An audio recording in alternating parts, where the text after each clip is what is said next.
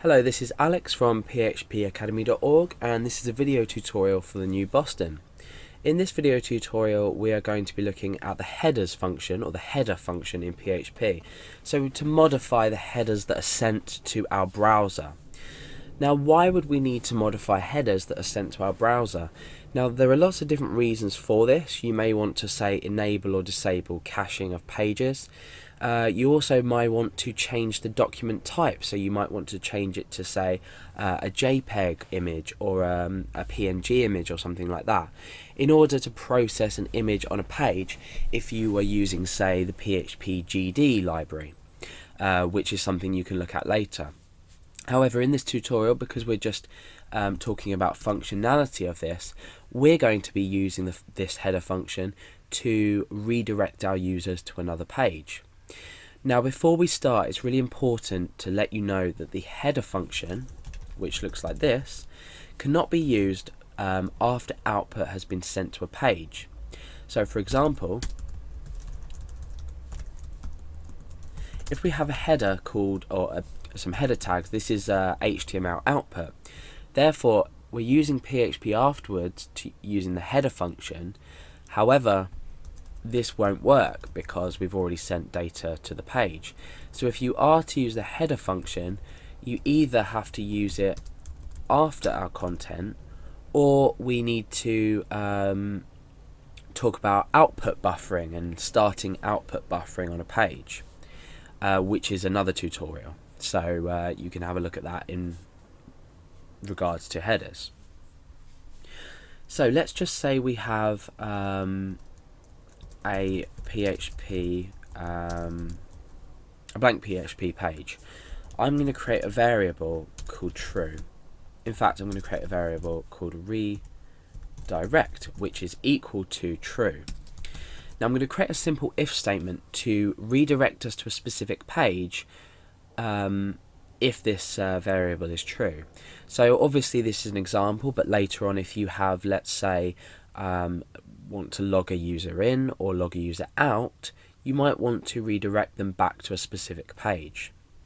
So we start the header function like this, and inside we specify the location, and to do this we always use the predefined text location and then a colon, and after this we specify the page we want to redirect the user to.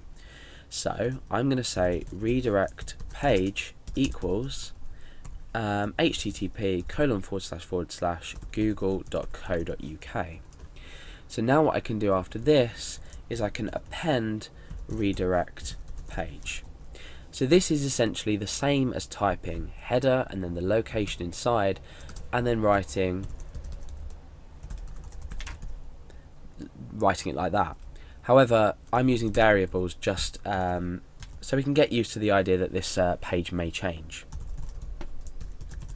So at the moment, this should redirect us to Google as we enter the page. So let's refresh, and you can see what that's done is it's redirected me straight over to google.co.uk. So let's slightly modify the script. I want to say if redirect equals true, redirect the user, otherwise don't. So at the moment redirect is equal to true, but I can change this to redirect equals false, and we can go back headers, and we haven't been redirected. However, if we were to change this here to true and we were to redirect to a specific page, then we refresh and we are redirected. So just by demonstrating the use of the function with regards to redirecting a user, you can see that how useful it is in changing page information. Like I said, now this is an example to redirect a user. However, if you research this function enough and watch some of my other tutorials as well, because we will be using this function later on, you'll understand that it's not just for redirecting a user. It's actually just to modify the header information with your client, your browser. So bear this function in mind. The location feature of it is very important, and it's a great way to sort of quickly redirect your user without using any meta tags, so HTML meta tags. And just remember that we can't have any output, any HTML output before this. So I've created header tags my page with the h1 tags. Now let's go back and go to headers. Now we've got the my page displayed, that's absolutely fine, but now we have a warning. It says cannot modify header information.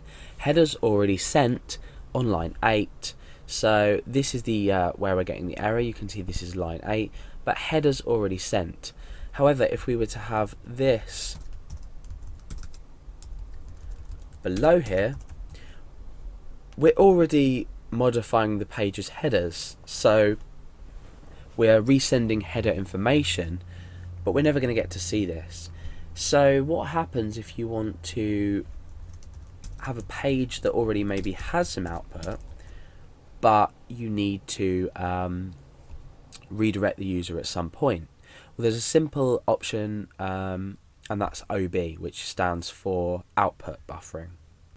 And we'll discuss that in another tutorial, which will be the next after this.